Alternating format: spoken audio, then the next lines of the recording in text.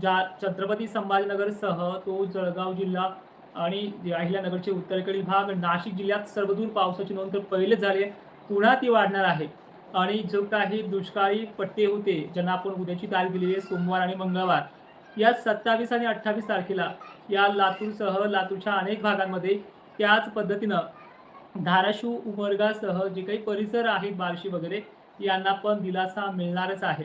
तर आज मराठवाड्यातल्या रात्री बेरात्री परभणी जिल्ह्यातल्या अनेक भागांमध्ये जोर हा मेघगर्जनेसह असेल. त्या भागांची नावं आहेत वडवणी, केज भाग, उत्तर परिसर, परळी, वैजनाथ, गंगाखेड परिसर. तर नांदेडच्या अनेक भागांना आज बऱ्याच ठिकाणी पाऊस चांगला असणार आहे. त्याच पटीनं जर आपण पाहायला गेलं तर इकडे कन्नड, सिल्लोडसह भोकरदन, जाफराबादचाही समावेश सर्वाधिक असेल. बुलढाणा, चिखली, खामगावचाही नंबर सर्वाधिक जास्त चांगल्या पावसाच्या रडारवरती असणार आहे.